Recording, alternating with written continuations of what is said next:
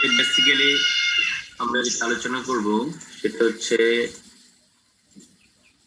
তোমার third head among the 7 head of income of an individual is income from house property, which I mentioned in the earlier.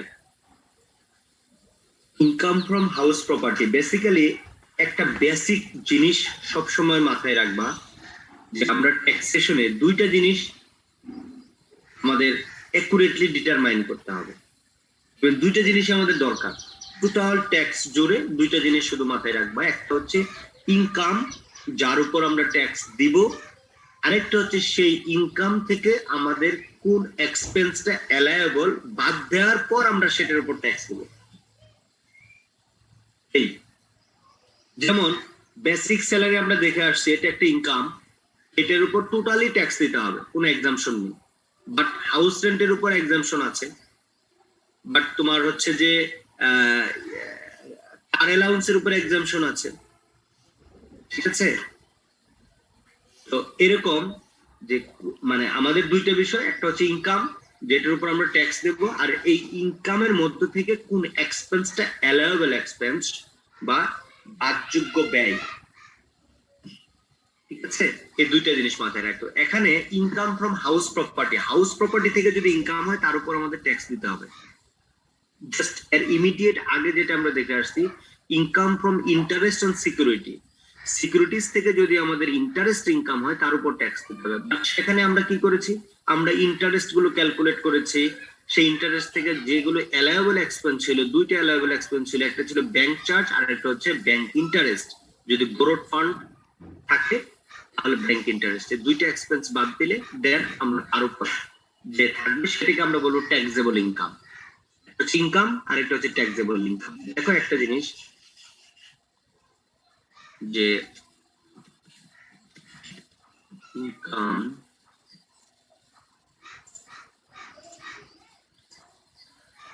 Income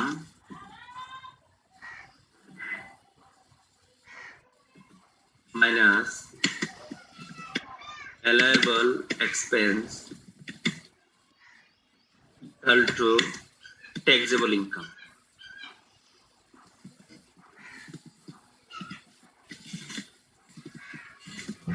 Taxable income.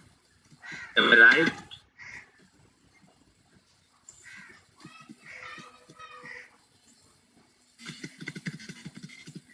Income থেকে আমরা প্রথমে income determine করব, তারপর সেখান থেকে আমরা অ্যালায়েবল এক্সপেন্স, যতটুকু ইনকাম ট্যাক্স অর্ডিন্যান্স অথবা income tax rules and regulation আমাকে বলবে, সেই ইনকাম থেকে এই এক্সপেন্স গুলো you can deduct, you can less, তুমি মাইনাস করতে পারো। সেটা বাদ দেওয়ার পর যে ইনকামটা থাকবে তাদেরকে আমরা বলবো ট্যাক্সেবল ইনকাম। বলবো ট্যাক্সেবল ইনকাম। এই ট্যাক্সেবল ইনকামের উপর আমরা ট্যাক্স রেট কমপ্লাই করব। কি করব? ট্যাক্স রেট, ট্যাক্স রেট মানে মাল্টিপ্লাই করব। ট্যাক্স রেট মাল্টিপ্লাই করলে দেন আমরা যেটা পাবো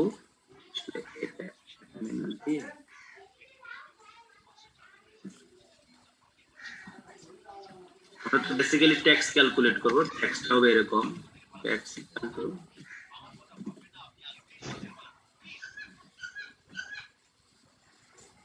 স্যার আবার যদি একটু শুরু থেকে শুরু করতেন স্যার। তুমি কি পরে জয়েন করেছো? জি স্যার, একটু লেটে জয়েন করছি স্যার। লেটে জয়েন করেছো? তুমি যদি লেটে জয়েন করে যদি আমাকে বলো স্যার শুরু থেকে শুরু করেন, সেটা কতটা শোভনীয় বলো তো? কতটা শোভনীয় বলো? তোমার সমস্যা, তাই না? জি স্যার। তাহলে তোমার সমস্যাটা তুমি অন্যের উপর যদি চাপিয়ে দাও তাহলে এটা হলো।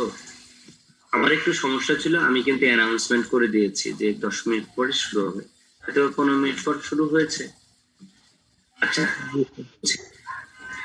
এটা হচ্ছে যে টোটাল ইনকাম ট্যাক্স বা ট্যাক্সেশনের জায়গায় দুইটা জিনিস, বেসিক দুইটা জিনিস মাথায় রাখবা। সেটা হচ্ছে আমাকে ইনকাম ট্যাক্সের আইন কানুন অনুযায়ী বলবো, আমি শুধুমাত্র ইনকাম ট্যাক্স অর্ডিন্যান্স বলবো না, ইনকাম ট্যাক্স রুলস বলবো না, কারণ ইনকাম ট্যাক্স অর্ডিন্যান্স রুলস ছাড়াও এর আরো সাপোর্টিং অনেক ধরনের আইন কানুন আছে, যেমন স্ট্যাটিউটরি রেগুলেটরি অর্ডারস আছে, ফিনান্স অ্যাক্ট আছে, কাস্টমস অ্যাক্ট আছে, ভ্যাট অ্যাক্ট আছে, অনেক অ্যাক্ট আছে। সো ইনকাম ট্যাক্সের যে রুলস এন্ড রেগুলেশন আছে আমি সেটা বলবো, তার দৃষ্টিতে জাস্ট দুইটা জিনিস মাথায় রাখবা। একটা হচ্ছে ইনকাম বের করব আমরা, তাহলে ইনকাম আমরা ক্যালকুলেট করব in the light of income tax rules and regulation. আমি এখানে আবার লিখে দিচ্ছি যে উই উইল, তোমরা লিখে নাও, we will calculate or ascertain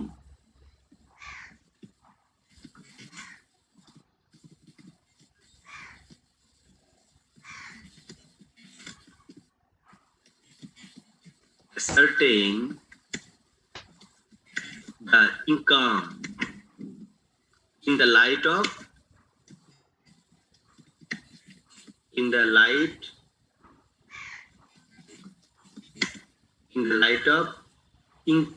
applicable, আরো ভালো ওয়ার্ড দিয়ে দেই, applicable income tax rules and regulation, income tax rules and regulation. এটার বাংলাটা কি? বাংলাটা হচ্ছে যে ইনকাম ট্যাক্সের রুলস এন্ড রেগুলেশনের আলোকে প্রযোজ্য, এই অ্যাপ্লিকেবল অর্থটা হচ্ছে প্রযোজ্য, মানে যেটা যেটার জন্য প্রযোজ্য আর কি, এক কথা, এই কারণে অ্যাপ্লিকেবল দিয়েছি। Applicable income tax rules and রেগুলেশনের আলোকে আমরা ইনকাম ডিটারমাইন করব। We will calculate or ascertain the income। আচ্ছা, দেন তারপর কি করব? দুইটা স্টেপ এখানে, দেন দুইটা স্টেপ, টোটাল ইনকাম ট্যাক্স জুড়ে সে ধরো দুইটা স্টেপ এখানে। আচ্ছা, তারপরে আমরা কি করব? দেন expense,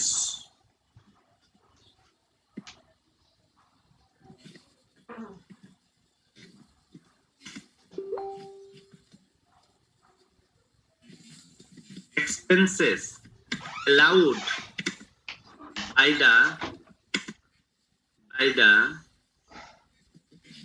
by the key income tax rules and regulation।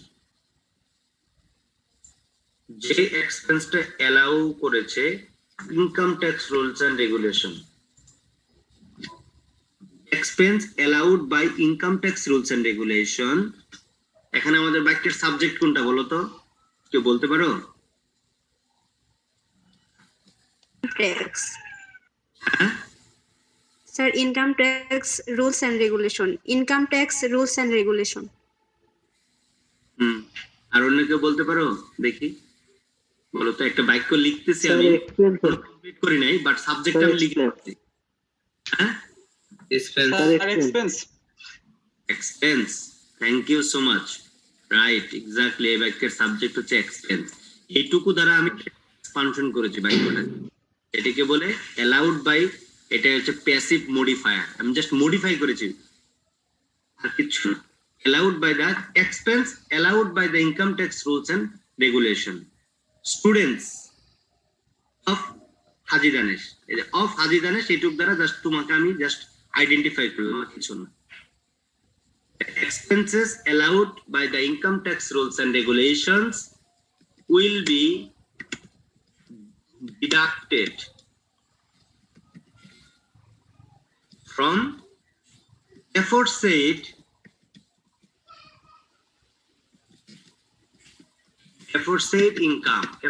income, মানে উপরে যে ইনকামের কথা আমি বললাম সেই income.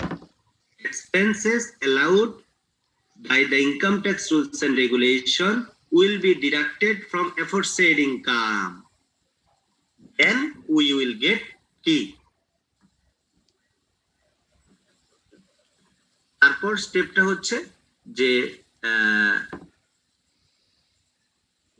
Lastly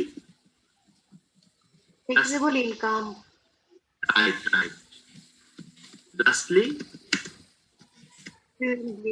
we will get taxable income,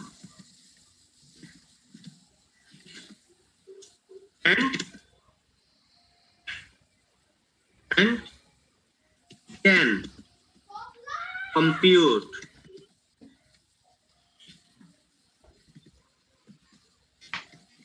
compute tax by applying tax rate on taxable income.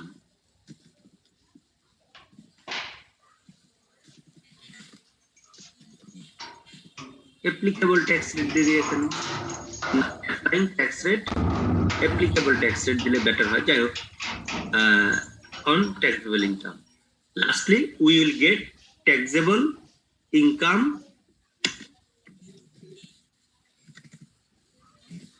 and can compute কে আমরা compute করতে পারি tax by applying tax rate on taxable income. এই তিনটে জিনিস হচ্ছে এই টোটাল ট্যাক্সের প্রাণ। সামারি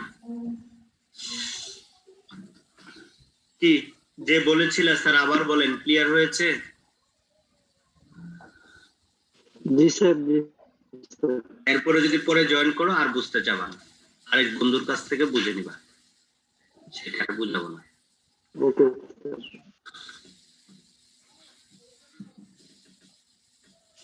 বাদ বাকি সবাই যারা ছিল তারা বুঝতে পেরেছো? জি স্যার। গুড। এটা যদি মনে থাকে, খেয়াল থাকে, তাহলে আমাদের ট্যাক্সের ভুল হবে না। ভুল হবে কোনগুলো? তুমি নিয়ম না জানা, কোন নিয়ম না জানা, যে অ্যাপ্লিকেবল রুলস এন্ড রেগুলেশন না জানা, সেটা ভুল হবে। কি ভুল হবে? ভুল হবে expense allowed by the income tax rules and regulation, এটা ভুল হবে। এটা তো তুমি জানো না, এটা জানো না, ঠিক আছে? ট্যাক্স রেট এটা তুমি জানো না, যার কারণে তোমার ভুল হতে পারে। বাট মূলত হচ্ছে তিনটে থিং, একটা বিষয়।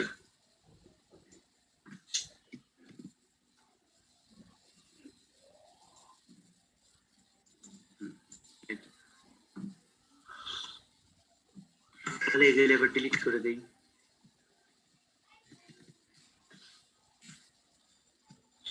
আমরা এবার কি করব? Income from house property.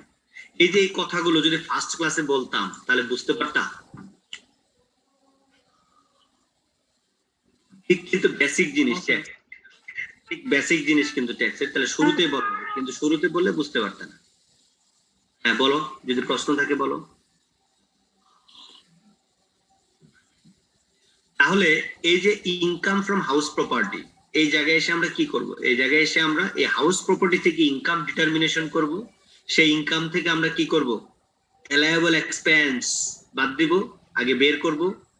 হ্যাঁ, expense allowed by the income tax and regulations will be deducted from the aforesaid income.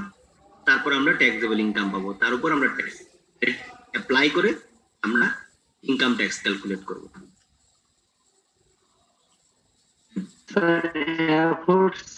ইনকামটা কি স্যার? আমি উপরে যে ইনকামের কথা উল্লেখ করেছি সেটা অ্যাফোরসেড ইনকাম, উপরে যে ইনকামের কথা তোমাদেরকে বলেছি সেটা। এই যে ইনকাম, এই ইনকামটা হচ্ছে অ্যাফোরসেড ইনকাম, এই ইনকামটা হচ্ছে অ্যাফোরসেড ইনকাম।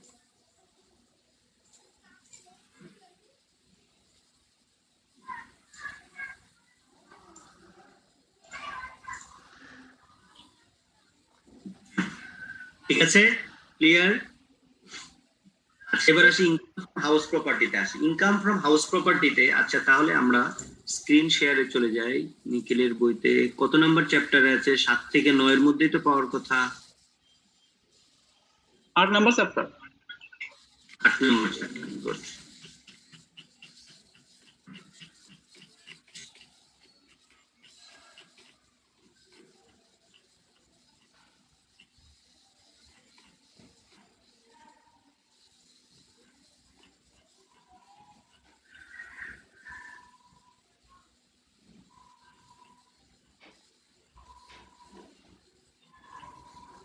বইতে কিন্তু আরো অনেক সুন্দরভাবে দেওয়া আছে, তোমরা কিন্তু এগুলো একটু পড়ে নিও। দেখো এই যে সামারি করে দেওয়া আছে, income from interest on securities, দেখো পুরোটাই সামারি করে সুন্দর করে দেওয়া আছে। Government securities, commercial securities sub category করেছে, তার উপর বেসিস অফ চার্জেবিলিটি। গভর্নমেন্ট সিকিউরিটিজে no TDS, no admissible expense, fully exempted. খুবই সুন্দর, এই চারটা পারলে তুমি এই জায়গা থেকে সব পারবা। কিন্তু সরাসরি চার্টে এসো না, তার আগে ওই লিটারেচার গুলো একটু পড়ে এসো, পড়লে অনেক কিছুই হয়, আন্ডারস্ট্যান্ডিং এবিলিটি বাড়ে, যেটা খুব জরুরি দরকার। তোমাদের এই আন্ডারস্ট্যান্ডিং এবিলিটি অনেক কম, আমাদেরও কম, তোমাদের আরো বেশি কম। বাড়াতে হবে, নিজেকে ফিট করতে হবে। কিসের জন্য ফিট করতে হবে? গ্লোবাল মার্কেট, গ্লোবালি নিজেকে থিঙ্ক করতে হবে, নট দ্য লোকালি।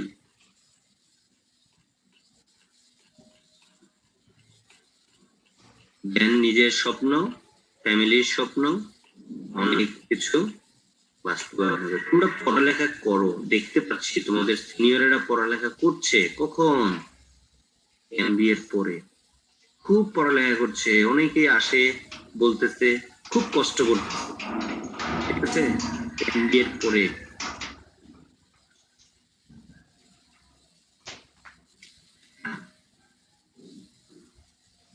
কতদিন একটা ছেলে আসছে, এসে বলতেছে স্যার ও একটা দুদকে একটা ভাইভাতে টিকছে, ডিএডি, ডেপুটি অ্যাসিস্ট্যান্ট।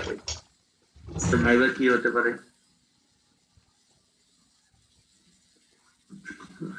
বললো স্যার সাবজেক্ট বেসড প্রচুর আসতেছে প্রশ্ন, সাবজেক্ট বেসড। হয়তোবা ও রিটেন দিয়েছে যে তোমার এর উপর, যে জেনারেল ইংলিশ, জেনারেল ম্যাথ, তারপর হচ্ছে তোমার জেনারেল নলেজ। দেখো একটা জিনিস, তুমি যদি চোখ, কান, নাক, মুখ, হাত, পা সবকিছু যদি একটু সচেতন ভাবে মুভ করো, তাহলে জেনারেল নলেজটা কভার হয়ে যায়। কিভাবে কভার হয়ে যায় বলবো? জি স্যার। না স্যার। স্যার বলেন। জি স্যার বলেন। প্রথমত হচ্ছে তুমি হাত দিয়ে মোবাইল চালাও, এই মোবাইলটার ফেসবুকে শুধুমাত্র সেলিব্রিটি বা যারা টিকটক বা লাইকই করে তাদেরকে লাইক না দিয়ে কিছু তাদেরও লাইক দাও, সেটাও দরকার আছে। তার পাশাপাশি কিছু নিউজ পেপার, পত্রিকা এগুলো লাইক দিয়ে রাখো, কিছু ম্যাগাজিন লাইক দিয়ে রাখো। তারা যে জিনিসগুলো আপলোড করছে, তারা খুব যে চার্মিং, মানে মোস্ট রিড হবে যে নিউজগুলো, সেগুলোই তারা আপলোড করে। সেই জিনিসগুলো একটু ভালো করে পড়ো। আচ্ছা, তারপর তোমরা ইংলিশ মিডিয়ামে পড়ালেখা করো, তোমাদের বইগুলো ইংলিশ, তারপর হচ্ছে তোমরা মানে খাতায় লেখো ইংলিশ। তাহলে তোমরা 3 ঘন্টা যখন ইংলিশ রিটেন পরীক্ষা দাও, একটা জিনিস খেয়াল করে দেখো, ওই জায়গাটাতে কিন্তু আমরা ইমপ্রুভ করতে পারি না, পারি নাই, ব্যর্থতা আমাদের। তোমরা 3 ঘন্টা তোমরা পরীক্ষা দিচ্ছ পুরা ইংলিশে, অথচ চাকরির পরীক্ষায় রিটেন ইংলিশে তোমরা ফেল করছো। চাকরির পরীক্ষায় একটা প্যাসেজ আন্ডারস্ট্যান্ডিং তোমার নাই। কেন নাই? কারণ হচ্ছে যে এই জায়গাও আমরা ব্যর্থ হয়েছি, যে তোমরা যদি এই যে ইন্ট্রোডাকশন আছে ইনকাম ফ্রম হাউস প্রপার্টি, এই লাইন টু লাইন যদি তোমরা একটু ভালো করে পড়তা, এইটা হচ্ছে এই চ্যাপ্টারটা তোমাকে 2 ঘন্টা লাগবে, কিন্তু 2 ঘন্টা তোমাকে দিতে হবে উইথ ফুল অ্যাটেনশন, অন্য কোনো দিকে তোমার চিন্তা না করে একদম লাইন টু লাইন ভালো করে তোমার কলম পেন্সিল দিয়ে ধরে ডিকশনারি সাথে নিয়ে যে ওয়ার্ডটা তুমি পারবা না সেই ওয়ার্ডটা ডিকশনারি থেকে তুমি দেখে নিবা, অনলাইন থেকে তুমি দেখে নিবা। এখন তো ডিকশনারিও লাগে না, অনলাইনে পাওয়া যায় সব। তোমাকে নতুন করে কোনো ভোকাবুলারি মুখস্থ করতে হচ্ছে আফটার এমবিএ। কেন? কারণ তোমার বইয়ের ভোকাবুলারি তুমি পারো না। কেন পারো না? কারণ বইয়ের তুমি তো রিডিং গুলো পড়োনি। প্রত্যেকটা সেমিস্টারে মিনিমাম 5টা করে কোর্স পাচ্ছ, 5টা করে কোর্সের যদি একটা করে বই যদি পড়ো, 5টা বই পড়তে, রিডিং পড়তে গেলে তুমি কতটি তোমার ভোকাবুলারি শেখা হবে? বাট এই কাজগুলো করো না, কারণ তোমরা তো পড়ো না, রিডিং অ্যাবিলিটি তো নাই। তারপর বললাম তোমার ম্যাগাজিন, তুমি বাংলা পড়বা, ইংরেজি পড়বা, ইংরেজি ম্যাগাজিন পড়বা, বাংলা ম্যাগাজিন পড়বা, ইংরেজি পত্রিকা পড়বা, বাংলা পত্রিকা পড়বা। তাহলে তোমার বাংলা তোমার কাছে বেশি আন্ডারস্ট্যান্ডেবল, ডেফিনেটলি। তাহলে বাংলা থেকে তুমি আন্ডারস্ট্যান্ডিং নিলা বেশি, বাট ইংলিশটা পড়লা যতটুকু আন্ডারস্ট্যান্ডিং পাও, অভ্যাস, অভ্যাস। এই অভ্যাসগুলো যদি একটু নিজের মাঝে গড়তে পারো, দেখবেন নিজের কথাবার্তা, চালচলন, চিন্তাধারা চেঞ্জ হয়ে যাবে, পুরাই চেঞ্জ হয়ে যাবে।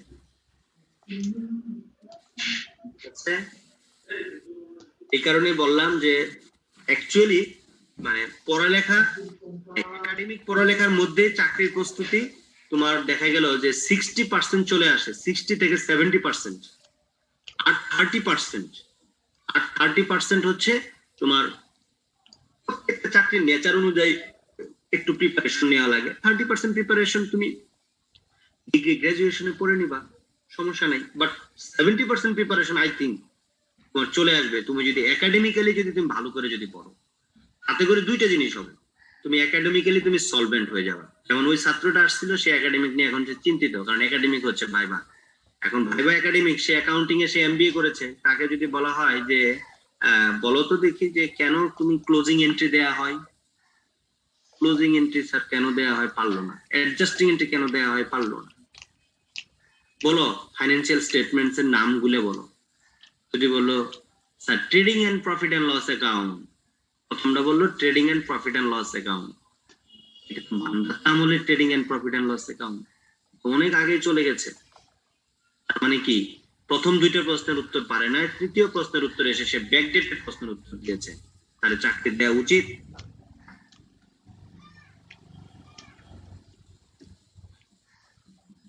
উচিত না। মাঝে মাঝে আমাদের কাছে ফোন আসে যে একটা ছেলেকে প্রাইভেট কোম্পানিগুলোতে প্রোভাইডের জন্য, সেদিন একজন ফোন করেছে, সার্চ করছি কাকে দিব, পাচ্ছি না, সাহস পাচ্ছি না, ওরকম ছেলে পেলেই পাচ্ছি না, যে কাউকে ওখানে রিকমেন্ড করবো, রিকমেন্ড করলেই চাকরি হয়ে যাবে, কিন্তু রিকমেন্ড করবে সাহসই পাচ্ছে না। কারণ ওই কোয়ালিটি গুলো তোমরা অ্যাচিভ করতে পারো না, যা দেখি তোমাদের এই বিবিএ শেষে বা এমবিএ শেষে। তার মানে এই নয় যে তোমরা চাকরি করছো না, তা না, চাকরি করছো, পড়ালেখা করছো, কিন্তু চাকরি পরে 2-3 বছর সময় নষ্ট করছো। আরেকটা বিষয়, বিশ্ববিদ্যালয়ে পড়ে, বিশেষ করে বিবিএ এমবিএ এর মতো সাবজেক্টে পড়ে, বিজনেস গ্রাজুয়েশনে পড়ে যে কাঙ্ক্ষিত লেভেলের চাকরি সেটা তোমরা পাচ্ছ না,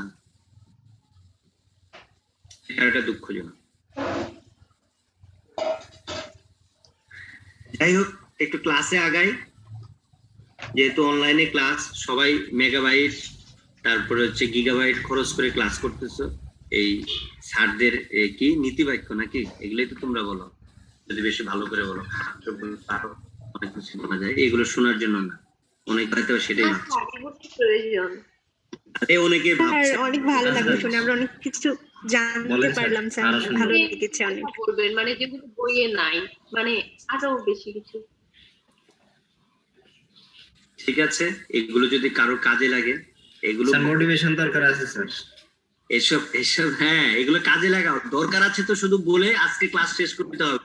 এই মোটিভেশন থেকে নিজেকে চেঞ্জ করে একদিন এসে বলো যে স্যার আপনার ওই কথাটা আমি নিজেকে চেঞ্জ করেছি, আজকে আমি এই জায়গায় আছি, সেদিন ভালো লাগবে।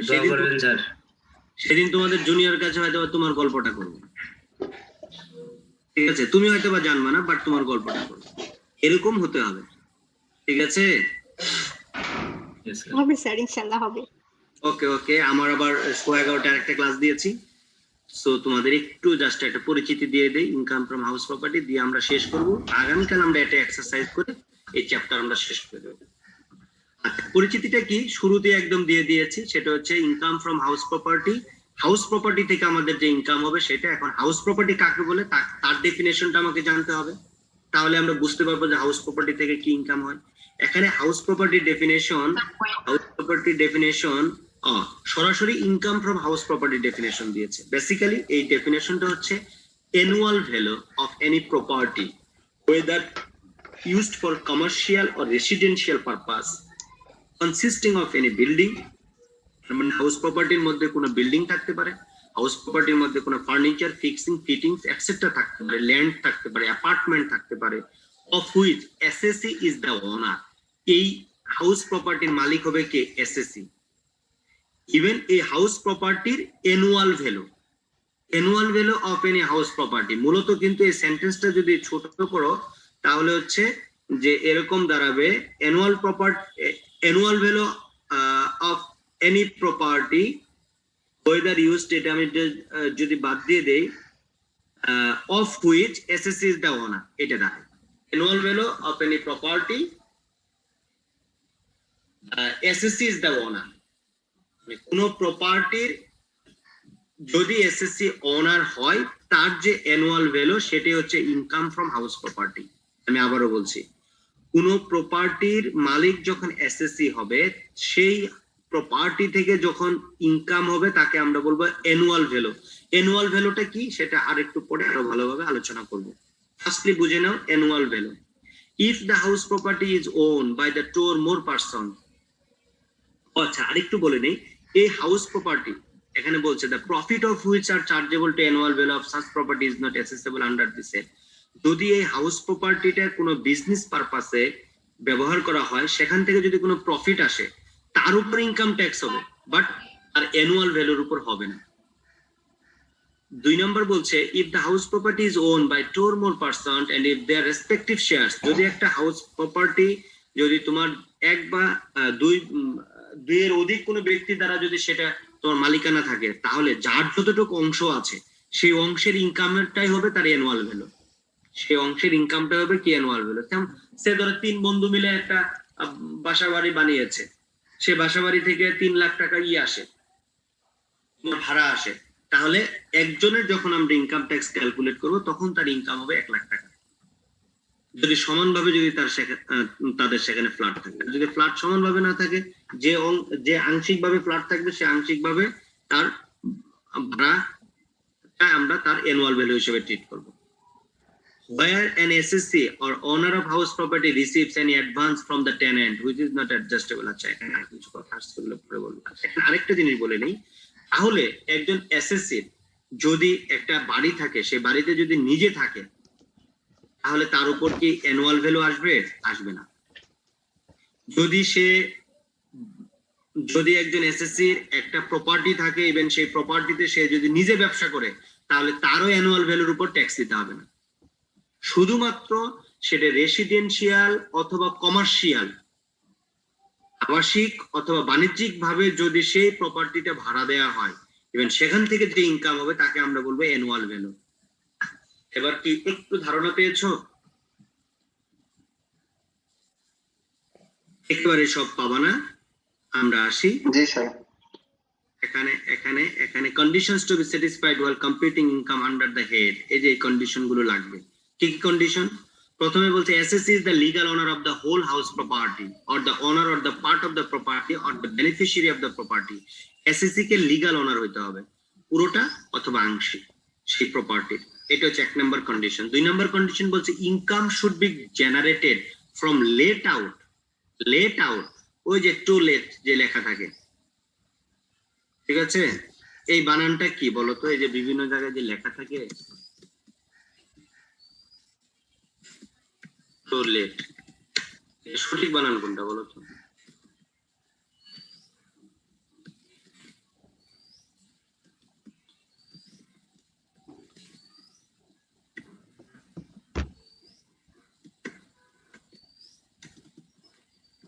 কোনটা সঠিক বানান বলতো? স্যার দ্বিতীয়টা। মাঝখানে স্যার 2 নাম্বারটা। 2 নম্বরটা আর 2 নম্বরটা হবে। তারপর লিখতে লিখতে কিন্তু টয়লেটে লেগে গেছে। এদিকে বলো না দেখে। 2 নম্বরটা স্যার ওটাই মনে হয় হবে। জি স্যার 2 নম্বর। এটা হবে, এই জন্য বলছো যে সব জায়গায় এটা দেখো তাই। স্যার সম্ভবত প্রথমটা হবে, আমার এক স্যার বলছিল যে মাঝখানে হাইফেন ইয়াটা হবে না। এটা স্যার একটাও না। একটাও না, প্রথমটা হবে টু লেট। এখানে মূলত হচ্ছে যে আমরা বলি না যে আমাদের যেতে হবে, I have to go, yes sir. Infinitive হবে, ভাড়া হবে টু লেট। বেসিক্যালি এটা 1 নাম্বারটা, এটা হচ্ছে রাইট। কিন্তু সবাই ভুল করে উস্তাদি করে এখানে দিয়ে দেয়, দিয়ে দেয়। যাই হোক, আমাদের এইটা ছিল না মুখ্য উদ্দেশ্য। মুখ্য উদ্দেশ্য যেটা ছিল income should be generated from late out, যে ভাড়া দেয়া থেকে এই ইনকামটা জেনারেটেড হবে, এটা হচ্ছে মূল বিষয়টা ছিল। সেটা হতে পারে পার্টলি অথবা পার্শিয়ালি। যে তুমি 5তলা বিল্ডিং, তুমি একতলাতে, তুমি দোতলাতে তুমি নিজে থাকো, নিচতলা বা 3তলা 4তলা 5তলা ভাড়া দেওয়া, তাহলে কি পার্টলি? অথবা তুমি নিজে থাকোই না, এসএসসি সে নিজে থাকেই না, টোটালি ভাড়া দেওয়া, তাহলে fully. Property must consist of any building, land, apartment, that too. House may let out for residential or commercial purpose. বাসাটা দুইটা পারপাসে ভাড়া দেওয়া যেতে পারে, রেসিডেন্সিয়াল এন্ড কমার্শিয়াল পারপাস। দুইটা শব্দ আসছে, পরবর্তীতে আমাদের কাজ আছে। Income is the result of gross rental receipt less amount of administrable expense. যেটা আমরা জানি, ইনকামটা হচ্ছে একটা গ্রস রেজাল্ট, সেখান থেকে আমরা কি বাদ দেব? Less amount of admissible expense, যে এক্সপেন্স গুলো বাদ দেওয়া দরকার সেগুলো আমরা বাদ। In case of joint ownership, যদি জয়েন্ট ওনারশিপ হয়, then only proportionate income from such a property would be considered as income from house property of the SSC. Only proportionate income. যদি জয়েন্ট ওনারশিপ হয়, তোমার ওনারশিপের ভাগ অনুযায়ী তোমার যে ইনকামটা আসবে তার উপর ট্যাক্স ক্যালকুলেট হবে। Any advance against rent, হ্যাঁ এখন এটা হয়ে যাবে। Any advance against rent is also considered as the income from the house property, subject to some conditions. এটা হচ্ছে যদি তুমি কোনো অ্যাডভান্স নাও ভাড়া পারপাসে, সেটাকে তোমার ইনকাম আকারে ট্রিট করতে হবে। অনেক সময় সিকিউরিটি নেয় না, 5 লাখ 10 লাখ, সেটাকে ভাড়া হিসেবে ট্রিট করে তোমাকে কি করতে হবে? সিকিউরিটি মানে, আচ্ছা সিকিউরিটি মানে পরে বলবো, সিকিউরিটি মানে নিয়ে আমি একটু পরে বলবো। আমি আপাতত এটা বলছি যে এনি অ্যাডভান্স মানে তুমি ভাড়াটা যদি অ্যাডভান্স নেওয়া হয়, যেমন তোমরা যখন মেসে ওঠো প্রথমে বলে নেয় যে 6 মাসে অ্যাডভান্স দিতে হবে, তার মানে ওই ব্যক্তিকে সে যদি জানুয়ারি থেকে জুন পর্যন্ত 6 মাসের যদি অ্যাডভান্স ভাড়া নেয়, জানুয়ারি মাসে তাকে 6 মাসের যে ভাড়া নিয়েছে তার টোটাল টাকার উপর তাকে জানুয়ারি মাসে ট্যাক্স দিতে হবে, এই নিয়ম বলছে। কিন্তু পরবর্তীতে তুমি যদি ভাড়া দিবা না পরবর্তী মাসে বা পরবর্তী বছরে, তখন সেটা অ্যাডজাস্ট করতে পারবে সে। যেমন বাসের একটা অনেক সময় শুনি যে 1 বছরের অ্যাডভান্স ভাড়া নেওয়া হয়, ঠিক আছে? যখন 1 বছরের অ্যাডভান্স ভাড়া নেওয়া হবে, তাহলে সেই অ্যাডভান্সটা যখন পরবর্তী মানে ওই বছরটা যখন মানে চলে আসবে, তখন সেটা অ্যাডজাস্ট করতে পারবে। বাট যখন তুমি টাকাটা নিবে তখন তোমার তার উপর ট্যাক্স দিতে হবে। Unspent amount available repair and maintenance expense has to be shown. এই তো মোটামুটি। এখন আমরা যেটা বলবো অ্যানুয়াল ভ্যালু, যে বলছি অ্যানুয়াল ভ্যালুটা নিয়ে আমি একটু ধারণা দেবো যে অ্যানুয়াল ভ্যালু বলতে কি বোঝানো হয়েছে।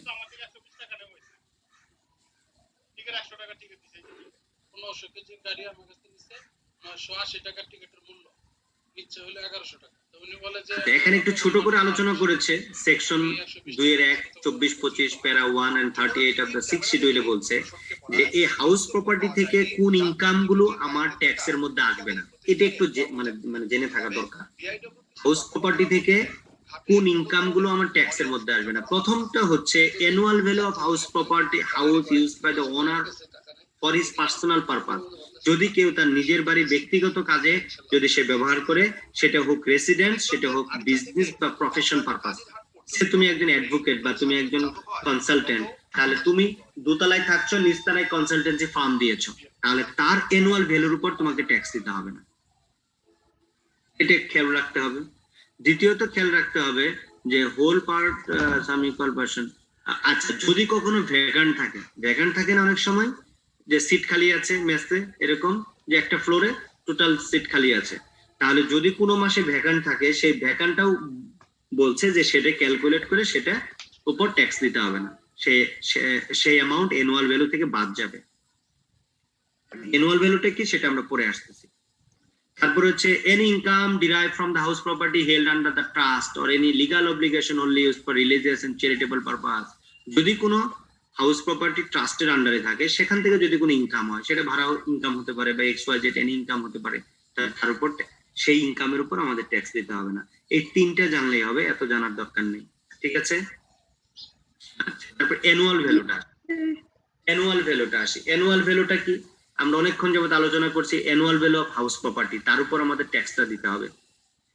অ্যানুয়াল ভ্যালু দুইটা ভ্যালুর কম্বিনেশনে হবে, একটা হচ্ছে অ্যাকচুয়াল রেন্ট, একটা হচ্ছে মিউনিসিপাল রেন্ট।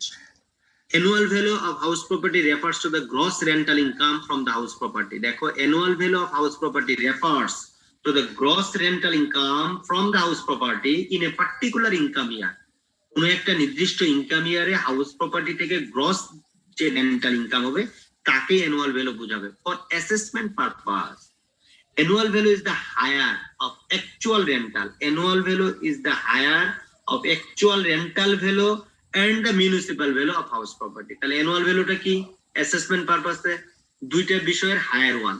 একটা হচ্ছে actual rental value যেটা তুমি বাসাবাড়ি থেকে actually rent যেটা রিসিভ করছো সেটা, আর একটা হচ্ছে municipal value. Municipal valueটা হচ্ছে কি এরকম যে সে ধরো ঢাকার গুলশানের এরিয়ায় তুমি বলতেছো যে আমি 5,000 টাকা করে প্রতি মাসে ভাড়া পাই, এটা কি বিশ্বাসযোগ্য? এই জন্য ওই জায়গায় যে লোকাল প্রশাসন আছে তারা এটাকে ঠিক লাইন কেটে গেলে আর ক্লাসে আসবো না, তারা এটাকে ঠিক করে দেবে যে গুলশান এরিয়ায় মিনিমাম ভাড়া হচ্ছে 20,000 টাকা এত স্কোয়ার ফিটের, 1500 স্কোয়ার ফিটের ফ্ল্যাট মিনিমাম 20,000 টাকা। এটা হচ্ছে মিউনিসিপাল ভ্যালু। তাহলে মিউনিসিপাল ভ্যালু আর রেন্টাল ভ্যালু দুইটার মধ্যে যেটা হায়ার ওয়ান সেটা কি অ্যানুয়াল ভ্যালু। আজকে এই পর্যন্তই। আমি আবারও বলছি, মিউনিসিপাল ভ্যালু আর রেন্টাল ভ্যালু দুইটার মধ্যে যেটা হায়ার ওয়ান সেটা হচ্ছে